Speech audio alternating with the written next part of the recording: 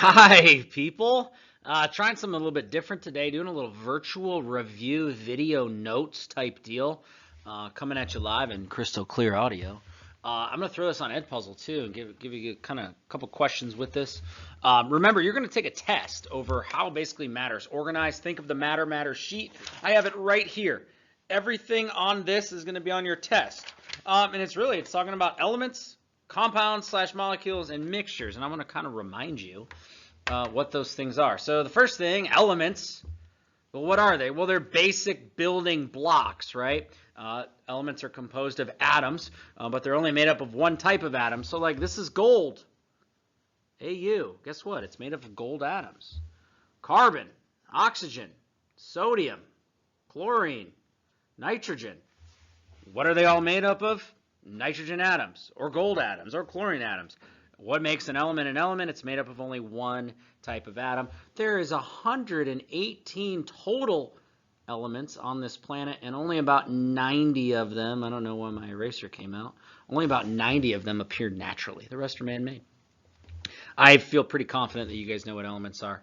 But let's quickly talk about molecules / compounds. So I wrote it up here. What makes a molecule or a compound a compound? First off, a molecule is anything when two atoms stick together.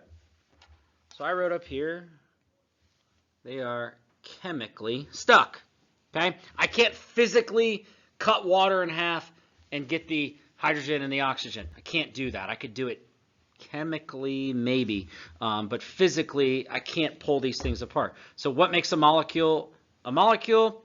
It's when things are stuck together. Now, if you remember from class, and I'll use purple here, all of these things are molecules as I box them in, but only these four are compounds. So compounds are molecules, but they're special. And what makes them special is they're made up of different colors. So for example, this is chalk. This is CaCO3.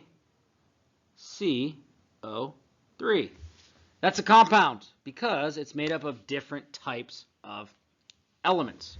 So a molecule in general, anything stuck together. A compound is a type of molecule that it's made up of different elements. This would be sodium chloride, which we know as salt. And this would be methane, CH4, stinky cows. And this would be,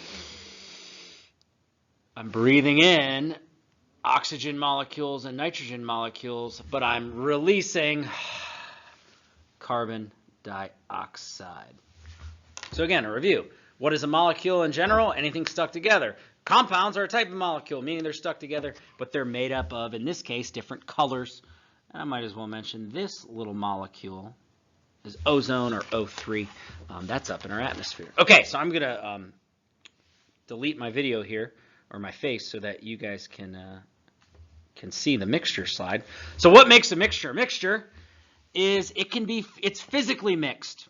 Meaning I can physically separate a mixture. I can't physically separate a molecule or compound, but I can physically separate a mixture. So for example, I got milk and chocolate. This was supposed to be a drawing of chocolate milk, so play with me there. But yeah, I could physically separate it. I could let it sit out. I could boil the milk off, and there would be chocolate powder left over. So I can physically separate these things. Salt water, okay, is a mixture of two different compounds. We have water and we have salt. How can I separate it? Well, I can get a big old thing of salt water. I can put it on a boiler, and it'd take a long time. I don't know how much long, but yeah, you get the point. And then eventually, I would have salt left over, and the water would evaporate. I can physically separate these things. A salad's an easy one. I know, it's an awesome drawing of a salad, but I could literally sit there, and I could separate all of those items. Physically separate it. Cool? Now, you can also, some of these mixtures can be a solid. So I have, when you put copper and tin together, so Cu is copper, Sn is tin, you form this substance known as bronze. You've heard of it before. And I was going to draw a Roman shield, but I'm not that great of an architect, an artist. Now, bronze is a solid, but guess what? I could melt it down and I could pull out or physically separate the copper and the tin. So why am I saying this? Mixtures can be liquids, they can be solids, they can also be gases. Think of the air in the room right now. Look around the room you're in. Take a big deep breath. You just breathed in a mixture of gases. Cool. And then lastly, so this was supposed to be Kool-Aid. I don't know, water and sugar. Kool-Aid. Again, the eraser's coming out. That's a homogeneous mixture because I look at it, I see this purple liquid. I know that that's physically combined, so I can therefore physically uncombine it. So when talking about, bringing myself back up here, when we're talking about what's the difference between molecules and mixtures, or compounds and mixtures, compounds I cannot separate.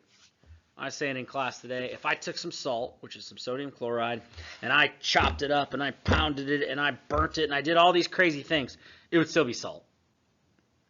However, if I had something like salt water, I could separate the salt and the water through some physical means. So I hope this helped.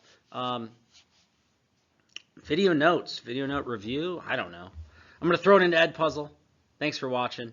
Hopefully the questions weren't annoying. And if you are annoyed at me, deal with it. That's my job.